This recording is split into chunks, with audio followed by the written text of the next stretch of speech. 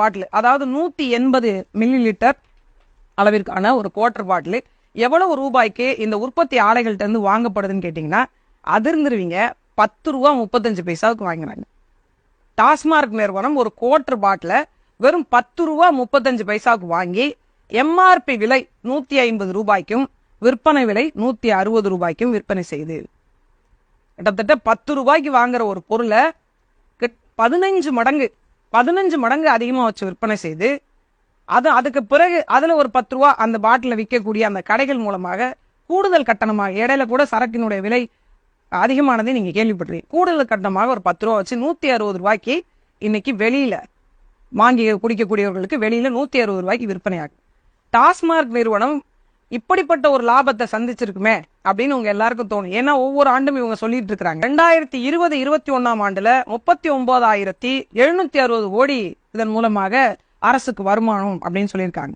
21-22 ஆண்டுல 42,421 கோடி ரூபாய் வருமானம் அப்படின்னு சொல்லியிருக்காங்க. 2023 ஆண்டு 24 முழுமையடையாதனால 23 ஆண்டுக்கு 44,098 கோடி ரூபாய் வருமானம் கிடைச்சிருக்கு அப்படின்னு தகவல் வெளியாயிருக்கு. இதுல 2024-25 டார்கெட் அப்படின்னு பாத்தீங்கன்னா 50,000 கோடி ரூபாயாக நாங்க உயர்த்துவோம் அப்படிங்கறதா இவங்களுடைய டார்கெட் அப்படின்னு வச்சிருக்காங்க.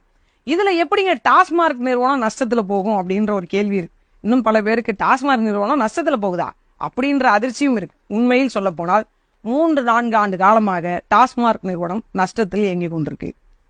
இதுதான் யதார்த்த உண்மை. அரசுக்கு விற்பனை வரி மூலமாக, கலால் வரி மூலமாக மத்திய அரசுக்கும் மாநில அரசுக்கும் இவ்வளவு பெரிய தொகையை ஈட்டி தரக்கூடிய ஒரு டாஸ்மார்க் நிறுவனம் எப்படி நஷ்டத்துல இயங்கும் அப்படின்ற கேள்வி உங்களுக்கு வருது இல்லையா? நமக்கும் வருது. உண்மையிலேயே எப்படி வருது அப்படின்னா, இந்த மொத்தமாவே இந்த டாஸ்மார்க் நிறுவனம் 10 ரூபா 35 காசுக்கு வாங்கி 160 ரூபா 150 ரூபாய்க்கு விற்பனை செய்தாலும் கூட இந்த டாஸ்மார்க் நிறுவனத்துக்கு கிடைக்கக்கூடிய தொகை எவ்வளவு தெரியுமா? ஒரு பாட்டிலுக்கு 1 ரூபாய் தான். அதிர்ச்சியா இருக்குல்ல?